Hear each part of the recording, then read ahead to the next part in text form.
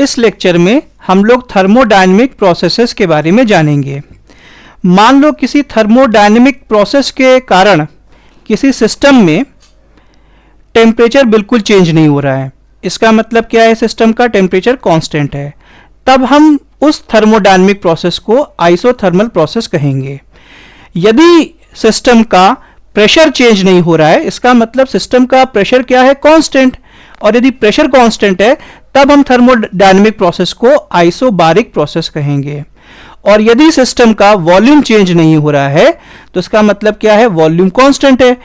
तो इसीलिए उस स्थिति में हम थर्मोडायनेमिक प्रोसेस को हम आइसोकोरिक प्रोसेस कहेंगे।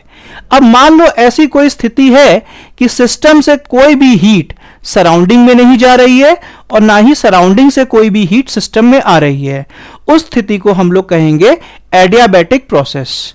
लेकिन रियल लाइफ में स्थिति आइसोथर्मल भी नहीं होती है और एडियाबैटिक भी नहीं होती है, कुछ उससे अलग होती है। और वो क्या होती है उसके विषय में भी हम इस लेक्चर में जानेंगे। जैसा कि हम जानते हैं कि आइसोथर्मल प्रोसेस में टेम्परेचर कांस्टेंट होता है और ये इसका मतलब चेंज इन टेम्परेचर क्या होगा? 0 होगा। मान लो कोई गैस पिस्टन में है और वो पिस्टन हीट बाथ में इमर्ज्ड है। अब ये जो गैस है ये बहुत धीमे धीमे या तो कॉम्प्रेस की जा रही है, इसका मतलब उसका वॉल्यूम कम कर रहे हैं, या बहुत धीमे धीमे वो एक्सपैंड कर रही है, इसका मतलब उसका वॉल्यूम बढ़ रहा है। लेकिन ये जो वॉल्यूम उसकी घट रही है या बढ़ रही है बहुत धीमे धीमे हो रही है, उस स्थिति में क्या होगा? गैस का ये जो टेम्परेचर जो है वो कांस्टेंट रहेगा।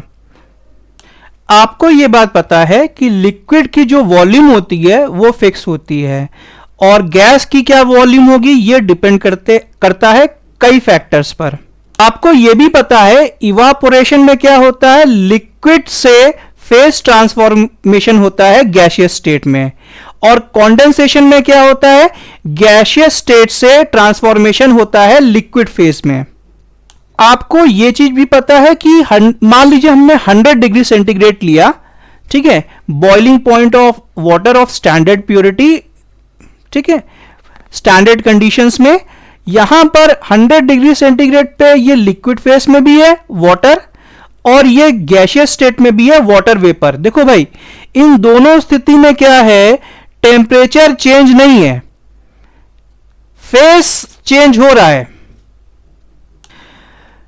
तो इससे हमें यह बात क्लियर होती है कि इवोपरेशन और कंडेंसेशन ऑफ रेफ्रिजरेंट जो रेफ्रिजरेटर्स में यूज होते हैं और हीट इंजन्स जो बेसिकली कार्नोट साइकिल का पार्ट है, इसमें आइसोथर्मल प्रोसेस का यूज हो रहा है। आइसोथर्मल प्रोसेस का मतलब टेम्परेचर चेंज नहीं हो रहा है, टेम्परेचर सिस्टम का क्या है? कांस्टेंट। और इसमें एक बात बढ़िया से समझ के चलो कि भाई जो भी गैस कॉम्प्रेस हो रही है या एक्सपैंड कर रही है वो बहुत स्लोली चीजें हो रही हैं। एक और रियल लाइफ एग्जाम्पल हम लोग देख सकते हैं। मान लो किसी बैलून में गैस फिल की गई है और वो एक गर्म कमरे में है, तो ऐसी स्थिति हो सकती है वो बैलून का वॉल्यूम आपको कुछ कभी बड़ा दिखे, कभी कम दिखे, घटा हुआ दिखे। लेकिन ये चीजें इतनी स्लोली होती हैं, जो वॉल्यूम इसकी चेंज बढ़ रही है या घट रही है, इसका टेम्परेचर बेसिकली कांस्टेंट रहता है। इसका मतलब आइसोथर्मल प्रोसेस यहां पर अप्लाई हो रहा है। एडियाबैटिक प्रोसेस के बारे में हम डिस्कस कर चुके हैं कि इसमें कोई हीट एक्सचेंज नहीं होता है सिस्टम और सराउंडिंग के बीच में। तो हमने क्या बोल दिया? Q = 0। और इसमें क्या होता है कि बहुत तेजी से गैस का कंप्रेशन या एक्सपेंशन होता है पिस्टन में। डीजल इंजन में जो कंप्रेशन के स्ट्रोक होते हैं वो एडियाबैटिक प्रोसेस को फॉलो कर रहे हैं नियरली।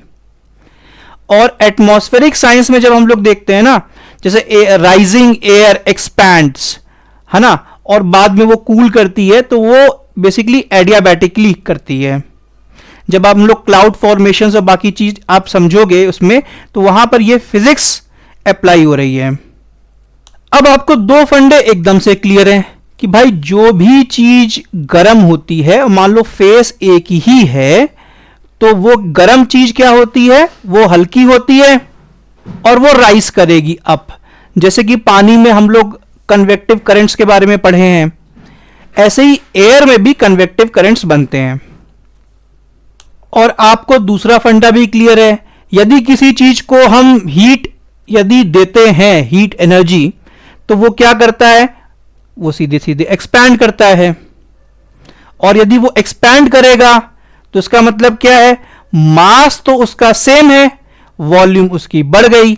और यदि मास सेम है और वॉल्यूम बढ़ गई, इसका मतलब क्या है, इसकी डेंसिटी क्या हो जाएगी, कम हो जाएगी। और डेंसिटी यदि कम हो जाएगी as compare to let's say the surrounding इस पैकेट की, तो ये क्या होगा, ये ऊपर राइज करेगा। तो हमको ये बात क्लियर है कि यदि वॉल्यूम बढ़ेगा तो ये जो डेंसिटी है वो घटेगी। हमने मास को कांस्टेंट यहां पे लिया हुआ है। और यदि ये वॉल्यूम घटेगी तो डेंसिटी बढ़ेगी। आप में से कुछ लोगों ने बाइसिकल पंप का यूज करके अपने साइकिल के टायर में हवा भरी होगी। तो आप क्या करते हैं, फटाफट गैस को कंप्रेस करते हैं, ठीक है। तो अब आपने कई बार उसके बाद देखा होगा कि पंप को टच करके देखना कि उसका टेम्परेचर कुछ ज्यादा होता है कि कम होता है, मतलब गर्म फील होता है कि ठंडा फील होता है। तो ये कार्य करने से पहले और कार्य करने के बाद देखना। तो बेसिकली जब हम किसी गैस को कंप्रेस क्विकली करते हैं तो जो एयर होती है ना, मान लो जो एयर जिसको हमने कंप्रेस किया क्विकली, वो क्या हो जाती है, वो थोड़ी सी गर्म हो जाती है। यहां पे प्रभु जो पूरा खेल है कंप्रेशन का, एक्सपेंशन का, वो क्या है, फास्ट। रैपिड कंप्रेशन या एक्सपेंशन होगा एडियाबैटिक प्रोसेस में। आइसोथर्मल में क्या होगा भाई, ये जो कंप्रेशन या एक्सपेंशन होगा आइसोथर्मल में वो स्लो होगा, स्लो कंप्रेशन और एक्सपेंशन। आइसोबारिक प्रोसेस में क्या होता है, प्रेशर कांस्टेंट रहता है, इसका मतलब चेंज इन प्रेशर क्या होगा, जीरो होगा। मान लो आप पानी को गर्म कर रहे हैं ओपन कंटेनर में, ठीक है। तो अब जो प्रेशर रहेगा ना, क्योंकि वो ओपन कंटेनर है, तो जो प्रेशर रहेगा वो एटमॉस्फेरिक प्रेशर रहेगा। एटमॉस्फेरिक प्रेशर उस प्लेस पर जो होगा।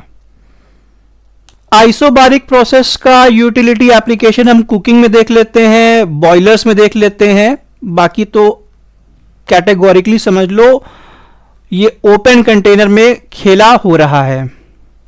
आइसोकोरिक प्रोसेस को आइसो वॉल्यूमेट्रिक प्रोसेस भी कहते हैं। इसमें वॉल्यूम कांस्टेंट रहता है, इसका मतलब चेंज इन वॉल्यूम क्या रहेगा, वो जीरो रहेगा।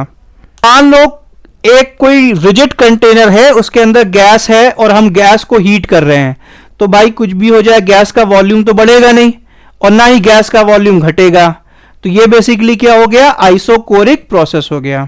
गैस थर्मोमीटर्स में हम टेम्परेचर को मेजर करते हैं कांस्टेंट वॉल्यूम पर, और कई बार इंटरनल कंबशन इंजन्स में हम लोग ये देखते हैं heat addition in some engine strokes. एक और एग्जांपल समझ लो, हम लोग प्रेशर कुकर में क्या करते हैं, हीट को सप्लाई करते हैं, तो अंदर क्या होता है, धीमे धीमे प्रेशर बिल्ड होता रहता है। अभी सीटी नहीं बजी है, तो कहने का मतलब क्या है, वॉल्यूम तो फिक्स है गैस की, लेकिन उसमें गैस का जो प्रेशर है अंदर ना, प्रेशर कुकर के अंदर जो भी चीज है उसका प्रेशर राइज कर रहा है। वॉल्यूम फिक्स है, प्रेशर राइज कर रहा है, सीटी अभी बजी नहीं है, ठीक है। तो ये भी एक एग्जाम्पल क्या है, आइसोकोरिक या आइसो वॉल्यूमेट्रिक प्रोसेस का। पॉलीट्रॉपिक प्रोसेस बेसिकली क्या होता है, जो ये प्रेशर, वॉल्यूम और ये वॉल्यूम के ऊपर ये पावर है n, और ये n बेसिकली पॉलीट्रॉपिक इंडेक्स होता है, तो ये पूरी चीज कांस्टेंट होती है।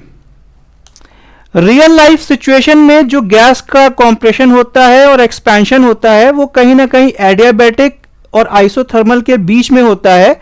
वो बेसिकली क्या होता है, आपका पॉलीट्रॉपिक प्रोसेस को फॉलो करता है।